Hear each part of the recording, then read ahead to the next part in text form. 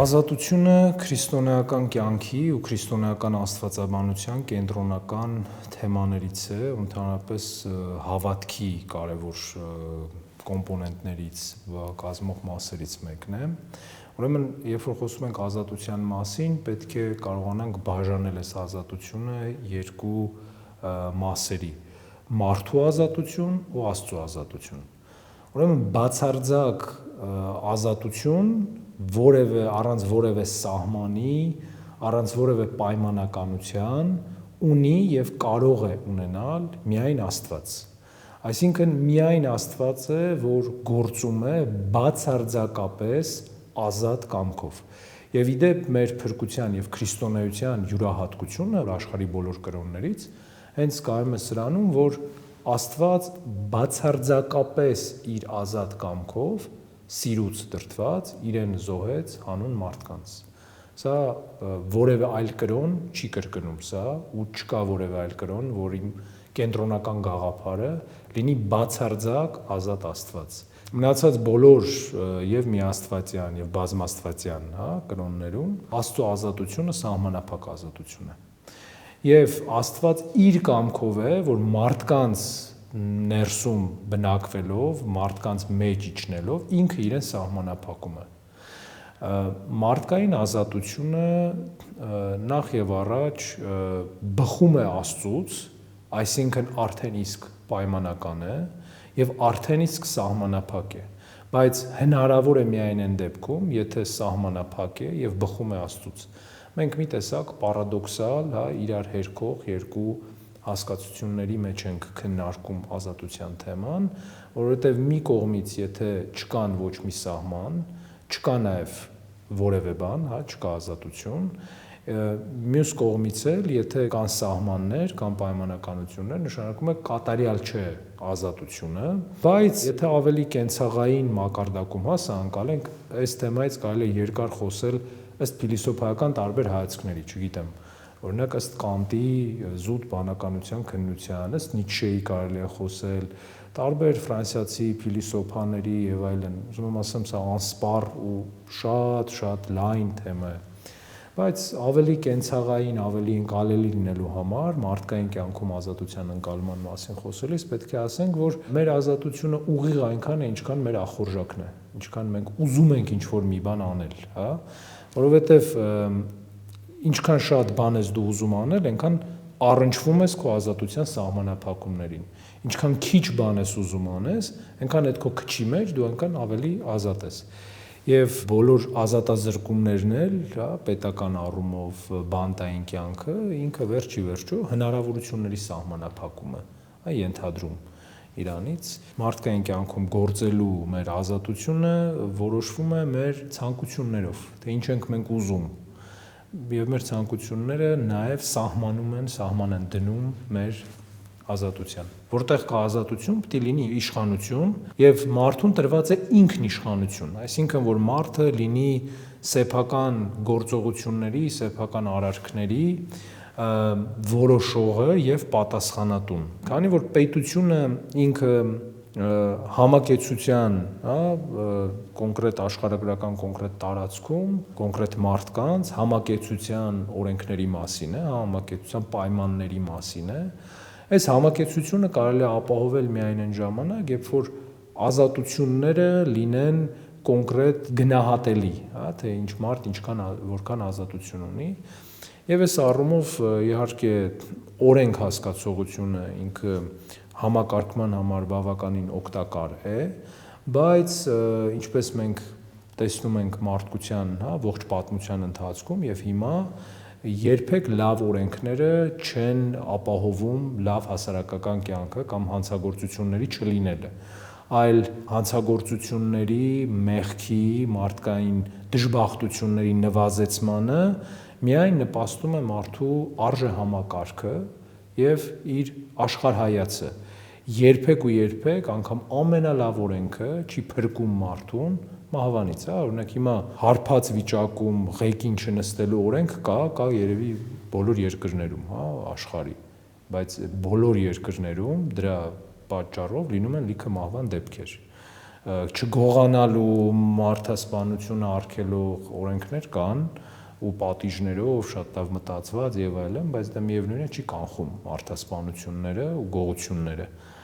Բայց կանխել կարող է մարդու արժեհամակարգը, երբ որ մարդը ինքը իր ներքին շնորհով չուզի գնալ այդ ամեն ինչին։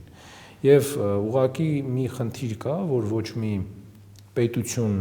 չի ուզում գնալ այս ճանապարհով, որովհետև եթե դու տալիս ես մարդուն քո պետական օրենքը չխախտելու արժեհամակարգ, համակեցությանը արժեհամակարգ, դու միևնույն ժամանակ պետք է լինես այնպիսի իշխանություն, որը կարող է բավարարել այդ արժեհամակարգով հասարակությանը։ Ցավոք սրտի իշխանությունը նաև մարդու մեջ շատ մարդկային որակներ այլափոխում է կամ սկսում է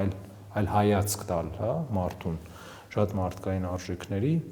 Մի խոսքով մեզ քրիստոնյաներիս համար մեծագույն օրենքը Աստծո սիրո օրենքն է, եւ որը ոչ թե գրավոր պարտադրանք է, այլ շնորհ մեր Տիրոջ կողմից։ Կան դեպքեր, երբ որ ազատազրկված մարդիկ մեծ հաջողություններ են ունենում, հա, ազատազրկման վայրերում, բայց պետք է նաև հաշվի առնել, որ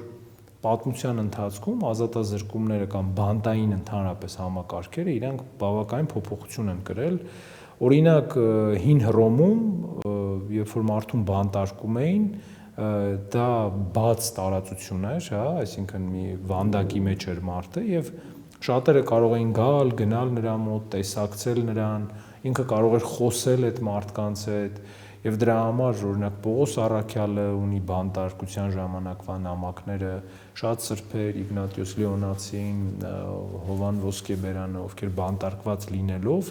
իրենց ուղերձներն էին հղում եկեղեցուն, իրենց հոտերին, խոսում էին, քարոզում էին։ Մեր իրականության մեջ բանտարկության ամենասարսափելի հետևանքը նաև ձայնի իրավունքից զրկելն է մարդուն, հա։ Այսինքն երբ որ մարդը, ես չեմ խոսում, գիտեք, պարզ, չգիտեմ, գողության կամ սպանության համար բանտարկվածների մասին, հա, ում առերևույթ մեղքը տեսանելի է, այլ այն մարդկանց մասին, ովքեր բանտարկվում են ըստ էության իրենց համոզումներից ելնելով։ Եվ այս մարդիկ հիմնականում չունեն հնարավորություն նաև այդ արտահայտելու, որին էլի ես միանշանակ բացասական չեմ դիտարկում, հա, որովհետև եթե մարդը տարածում է այնպիսի գաղափարներ, որոնք վտանգավոր են հասարակության համար, վտանգավոր են ընդհանուր մարդկանց համար, իհարկե պետք է նաև այդ ազատությունը չտալ իրան, բայց պետք է նաև հասկանալ, որ ինքնիշխանությունը տրված է մարդուն, մյուսին եւ մարդկությանը փրկության ուղղորդելու համար, հոգեվոր փրկության։ Իսկ հոգեվոր փրկությունը ոչ թե պիտի լինի մարդուն ոչնչացնելով, այլ իրեն փոխվելու հնարավորություն տալով։ Եվ ցավոք սրտի պրոբացիոն համակարգերը մեր երկրում եւ նաեւ այլ պետություններում կարծում եմ ցույց են տալիս, որ մարդը բանտում չի փոխվում, ավելի լավը չի դառնում։ Ինչու՞, որովհետև չի կարելի մարդուն ավելի լավը դարձնել, եթե դու նրան արժեք չես տալիս, նոր արժեք չես տալի։ Հակառակը մենք շատ հաճախ ականատես ենք լինում դեպքերի, երբ որ փոքր զանցանքի համար ազատազրկված մարդը բանտում ինչ-որ ժամանակ անցկացնելուց հետո դառնում է պոտենցիալ շատ ավելի մեծ ու լուրջ հանցագործ, ձեռք է բերում տարբեր կախվածություններ ու ըստ էության պետությունը քաղաքացուն վերադաստիարակելու փոխարեն դարձնում է նրան ավելի վատը։ Իսկ եւ այստեղ է, որ եկեղեցու հոգեվոր կյանքի ու արժեքների դերը ավելին է,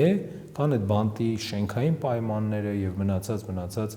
իրավական, հա, ասպեկտները։ Իհարկե սա դժվար ճանապարհ է եւ շատ ժամանակ նաեւ զրկում է տարբեր ֆինանսական հոսքեր ունենալու հնարավորությունից, շատ կազմակերպությունների ու շատ մարդկանց։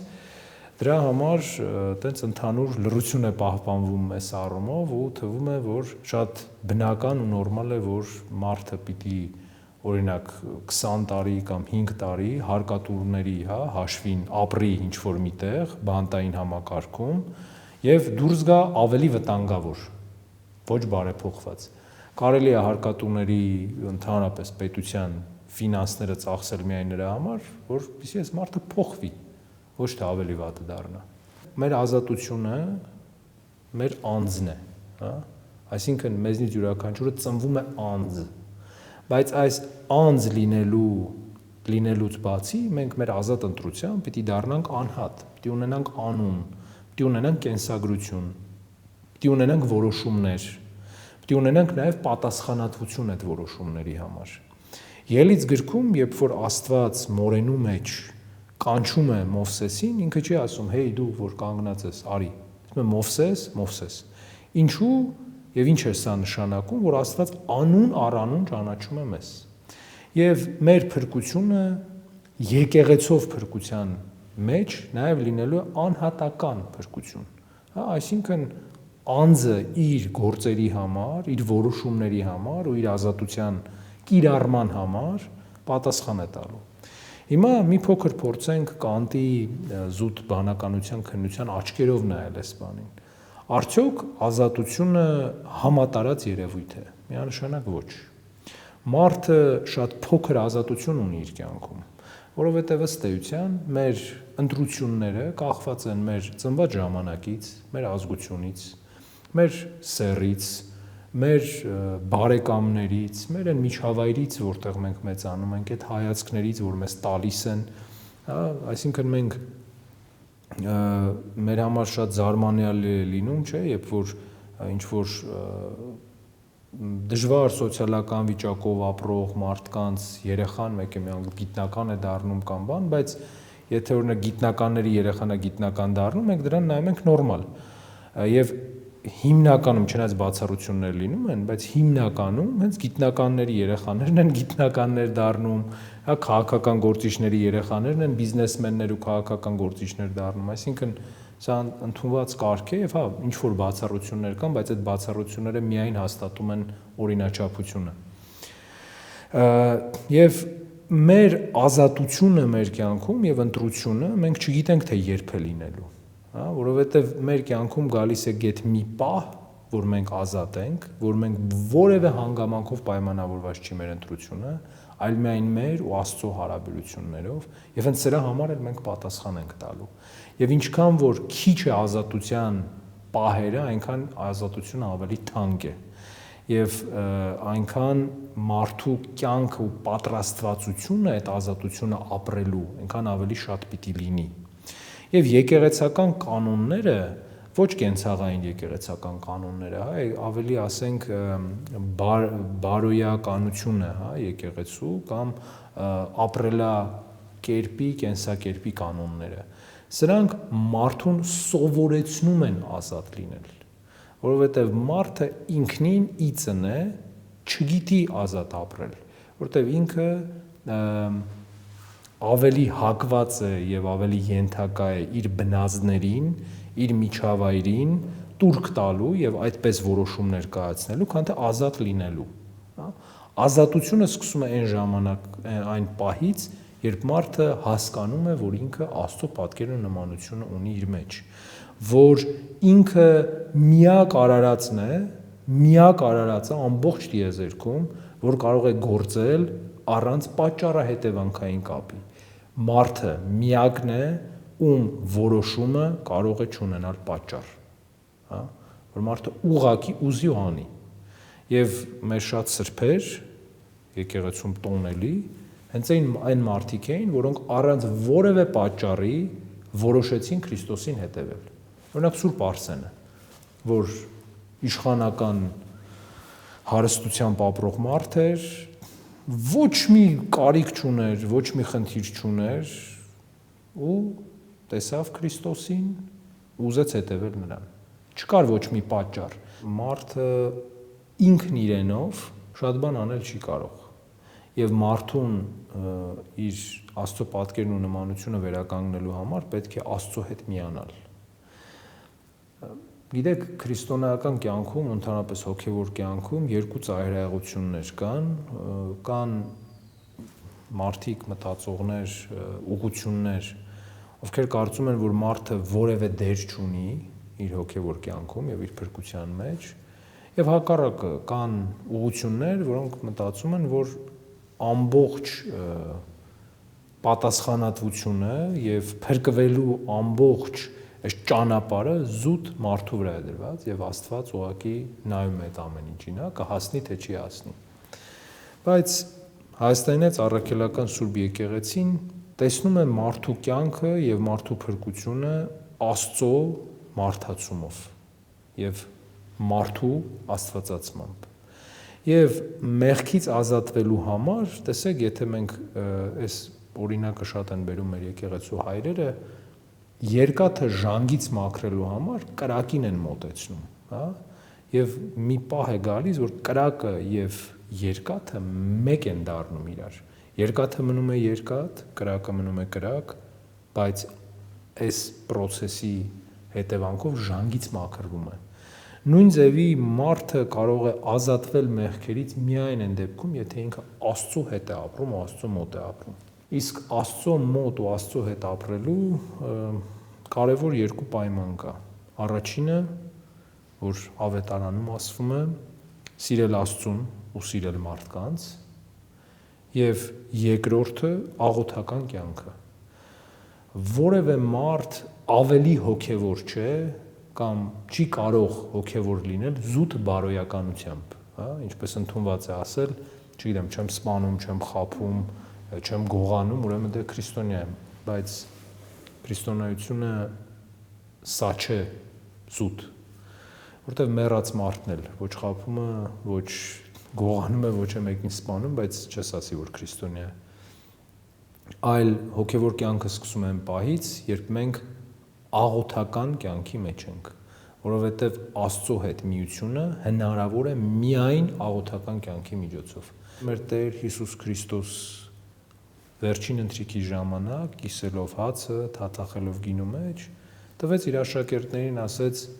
«Ով որ ուտի սա, ես նրա մեջ եմ, նա էլ իմ մեջ է»։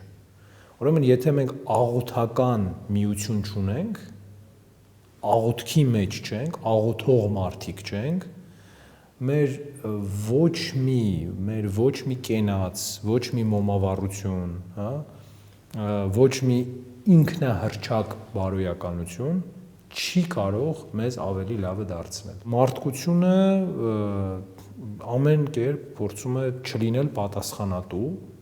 եւ գիտեք, լայն հասարակությունը, լայն մարդկություն հասկացողությունը կարծում եմ այդպես էլ պիտի լինի, այլ տարբերակ չկա, բայց այն բոլոր մարդիկ, ում Աստված շնորհ է տվել ավելի լայնախոհ լինելու, իրենք պետք է ցույց տան մարդկանց, որ խնդիրը այս հոգևորությունը աղոթքի ու արժեքների մեջ է, բայց տեսեք մեր հասարակությանը Հայաստանում եւ ընդհանրապես ամբողջ աշխարհում, տեսեք ամբողջ աշխարհի քարոզը ստամոքսն է, սեռական հարաբերությունները եւ կեղծ փառքը, հա, fake փառքը։ Եվ մարդիկ մտածում են, որ երջանկությունն է սրա մեջ է։ Բայց սա էլի երկրորդ ճահիճն է, որ մարդը ընկնում է դրա մեջ։ Եվ սա ոչ միայն հայ եկեղեցու կամ հայ հավատացյալների, այլ ամբողջ աշխարհի եւ ոչ միայն քրիստոնյաների։ Մեր հասարակության մեջ շատ ընդունված է, չէ՞, ասել օրինակ, որ մահմեդականները ավելի հավատացյալ են, ինչը աբսուրդ է իհարկե, որովհետեւ հավատքի պատկերացումը արդեն իսլամում ու քրիստոնեության մեջ տարբեր են, թե ինչը հավատքը։ Նույնն է ոնց որ տարբեր են հրեականության ու քրիստոնեության մեջ։ Բայց ամենավատը գիտեք որն է, որ մեր հասարակության մի զգալի մասի համար հավատքը ընդամենը պատվիրաններն են։ Պատվիրանները դրանք ընդամենը կյանքը կարգավորելու հարցեր են։ Իսկ հոգևոր կյանքը Հիսուս Քրիստոսի Աստծո հետ կյանքն է, որտեղ կա ազատությունը, շնորհը ու սերը։ Անկախ ժամանակից, 21-րդ դար թե 17-րդ դար, մի կարևոր խնդիր կա։ Մենք ազատությունը մեր կորցնում ենք այն ժամանակ, երբ որ արարչին թողած արարածն ենք սկսում պաշտել։ Տեսեք, բոլոր տեխնոլոգիական գործիքները հիմա որ կան, ես կարծում եմ, որ դրանք լավ են, հա, ու օգտակար են մարդու համար։ Բայց երբ որ օրինակ սոցիալական կայքերը, հա, որոնք նախատեսված են քո կարծիքը, քո գաղափարները ավելի լայն լսարանի տալու համար, հա, չգիտեմ, քո էմոցիաներով կիսվելու բան եւ այլն, sense բաների համար։ Այսինքն ընդհանրապես գործիք են, հա, դրանք։ Հիմա դա կարող է չլիներ, չգիտեմ, ժամանակին թերթեր կային կամ հեռուստացույցներ, ավելի դրանից առաջ մարդիկ սուրհանդակներ ունեին, որ գնում էին հատիկ ասում էին կամ հրապարակներում գոռում էին դրա մասին։ Սա ընդհանրապես գործիք է։ Երբ որ մենք գործիքը աստվածացնում ենք, դարձնում ենք մեր կյանքի իմաստ, մենք բնականաբար ոչ թե դա այդպես է, այլ մենք այդպես ենք դարձնում։ Այսինքն այն ինչ մենք ցույց ենք տալի, որ եկել է մեզ գերելու, մենք ենք իրան դարձրել մեր տերը, հա։ Եվ այս առումով ժամանակը ընդհանրապես կապ չունի, հա, ու տեխնոլոգիաները ընդհանրապես կապ չունեն։ Ես չեմ պատկերացնում որևէ մարդու, որևէ հասարակության, որ ունենա հստակ արժեքներ, հստակ հավատք եւ ինչ որ տեխնոլոգիա դա կարողանա, չգիտեմ, խարխլել կամ չեզոքացնել։ Եկեղեցին ու մարդու հավատքը միջնակարգ կրթություն չի, հա, որ պետության կողմից պարտադիր է բոլորի համար, այլ մարդը ինքը պիտի ընտրի ու ուզի եւ պիտի հասկանա, որ ինքը այո, պիտի ռեֆորմների ենթարկվի, պիտի փոփոխությունների ենթարկվի եւ դրանք ցավոտ են։ Մարդը կարող է լինել կատարյալ ազատ միայն այն դեպքում, երբ որ Աստծո մասը դառնա, միանա Աստծուն, հա, որովհետեւ մարդ հասկացողությունը ինքնին արդեն իսկ կատարյալ ազատ չի, հա, որովհետեւ պայմանականությունների մեջ է ապրում եւ կախված է Աստծուց։ Միանալով Աստծուն մարդը կարող է կատարյալ ազատ լինել, բայց այս երկրում ու այս մարմնի մեջ մարդու ազատությունը հնարավոր ամենամեծ սահմանին կարող է հասնել միայն այն դեպքում, որ ինքը այստեղից սկսած, այս կյանքից սկսած Աստծո հետ խորհրդավոր միության մեջ կարողանա ապրել, որը կարելի է անել երկու նշած պայմաններով, սիրելով Աստծուն, մարդկանց եւ աղոթական կյանքով։ Եթե այս երեքից լավ ասենք, հա, երեքից մարդու մոտ որևէ կոմպոնենտ չկա, մարդը դատապարտված է անազատ եւ ինքնախապեյության մեջ լինելու։